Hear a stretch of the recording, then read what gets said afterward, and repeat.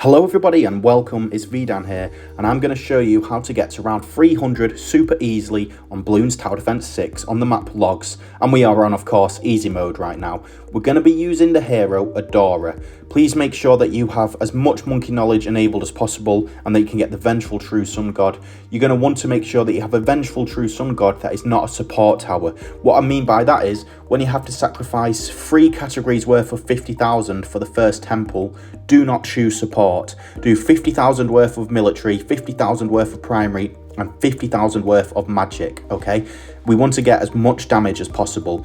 And also, you can, if you want, do some micro-win, because what you can do is you can sacrifice a tower worth about 2,000 to Adora, and that'll buff all temples on the map. But I showed for this that you don't actually need to do it. We'll do enough damage without having to do really much micro-win. The only thing that you're going to have to focus on is making sure to overclock everything, particularly when we start getting all the temples down later on. Okay, so we need all paragons. Why this is better than using Geraldo, I'll try and explain in a simple way. So Geraldo will allow you to get all 6 paragons to degree 100. Okay, Adora, however, will let you get them all to 76. Except from the Dart Monkey, which can be 79. To do this, you need 16.2 million pops in conjunction with £250,000 worth of sacrifices. Okay, but a degree 100 Paragon is roughly 20% stronger than a degree 76. Okay, however, the fact that there exists this 20% damage gap is greatly superseded by Adora's buffing ability. Okay, in other words, even though Geraldo may allow you to get degree 100 paragons, the strength of Adora and how she'll do everything to all the temples on screen makes her the actual stronger late game hero, okay? And also it's much nicer not have to, get all the totems down, because that in itself is a really long and arduous process. So I got every single paragon to the max level that I could down on round 252. You need to make sure that you work on the Dart and Boomerang Monkey earlier than what I did, really, because it took ages to get the pops for them. It really was an annoying process. So just be careful with that. Make sure you have a sharpshooter down and a bottom path boomerang down as soon as you can, and just let them accumulate the pops. So you don't need to build it on 252. Okay, we're going to build 2 support temples here as soon as you've got all the paragons. So what I mean by that is we're just sacrificing 50,000 worth of support, but I also did 50,000 worth of, I believe I go for military maybe, and primary. So just make sure you have 2 support towers. You can kind of sacrifice whatever you want to it, I'll give you that freedom. But you want 2 support towers to just give full map range coverage, okay?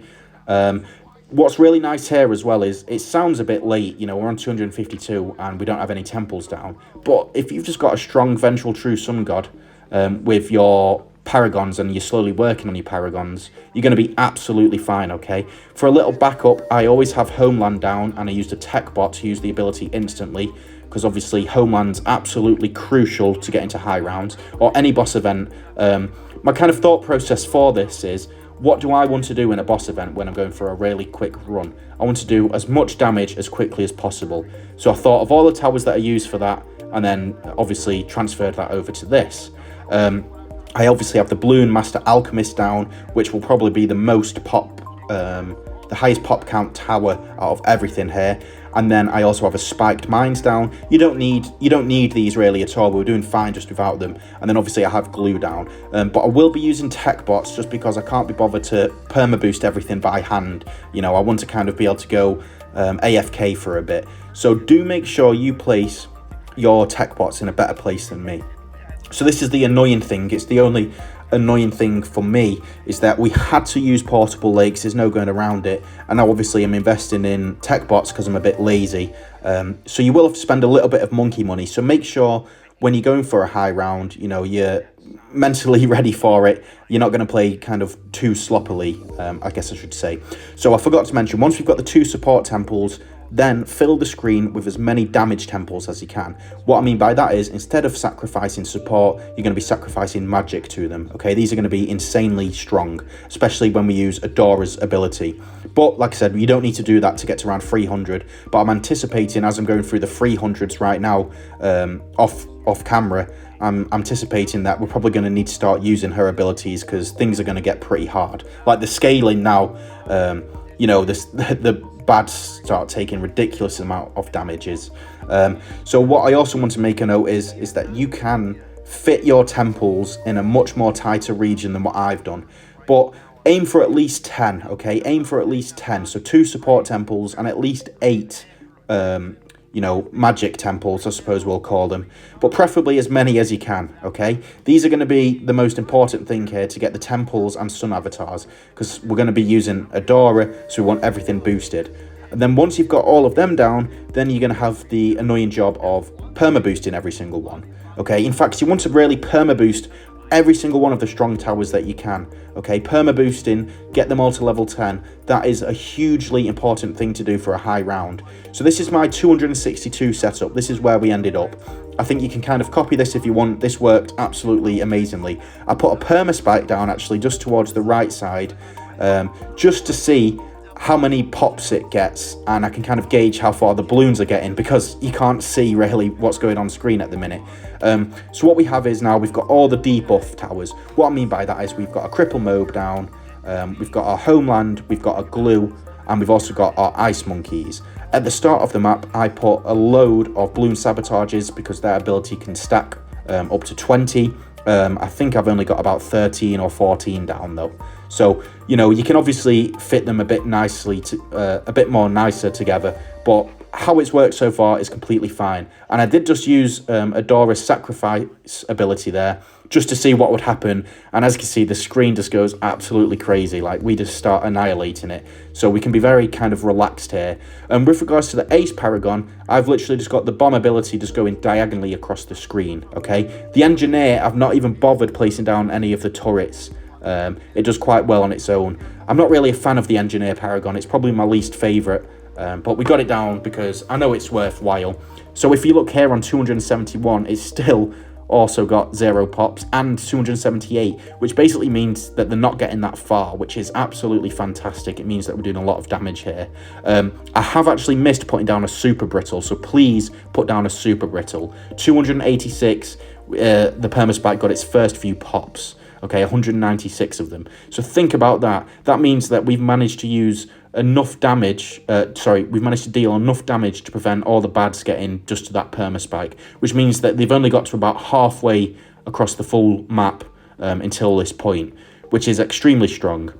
Now what I'm doing is, in the background, I'm setting a tech bot onto the overclock, permaboost, I keep calling it overclock, and I'm getting all the temples slowly up. And now we've made it to around 300. I put a Ray of Doom down, why not? I don't think it was really worth anything, but we're going to do round 300 with absolute ease here, as you'll see. We're not going to really encounter any kind of difficulties. The only difficulty you may have is how powerful is your computational or mobile device. So I'm using an iPhone 13 Pro Max. It seems to handle it really quite well actually, but on my old iPhone, which was an iPhone 10, this would just crash all the time. I'd have to put it on slow speed. So sadly, some players may have more than so much more skill than me and many other players, but they just don't have the devices to be able to handle it. So do not go for a super high round if you don't have a device that can handle it, because I suppose you could be a bit risky and not really get down the sun temples and stuff, but to me, I think it would you'd start getting into some troubled waters, really. I think you'd make life very hard for yourself when it doesn't need to be. So like I said, I've not really used Adora's ability whatsoever. I was only focusing on getting all the temples perma boosted. The Spike Factory's now got 600,000. I believe in the 290s it started getting a bit further, so something to keep an eye on. But we're slowly getting through round 300. I'm always intrigued to see what Ice Monkey you'd get, because I've just given it away there. Sorry. I was always intrigued to see what Insta Monkey we get, but obviously you already know that I get an Ice Monkey. Because I always think, so you get a tier 4 for 300. I've had, actually, the last 2 runs I've done, I've had 2 tier 4 Ice Monkeys. But do you think that's worth it? Do you think, a tier 4 is worth it for 300? I suppose I just want to make a comment that it probably only took me 2 or 3 hours to get to round 300, so it wasn't that much work. But I think then just to get a tier 4, I don't know if that's worth the reward. It's going to be really interesting if we make it to 400 and you get a tier 5. So I want to show you some of the pops. The most fascinating thing here is, obviously the spiked mines did very well. This is absolutely fascinating, I found. The Balloon Master Alchemist is by far number 1 at the minute, as we'd all expect. Ninja Monkey, okay, look at that. The Grand Saboteur has done way better, 80 million pops more, okay, than the Paragon, than the 76 Paragon. So please make sure that you have that tier 5 ninja down. It is absolutely essential. So I hope this has helped, and then I will hopefully see you in a 400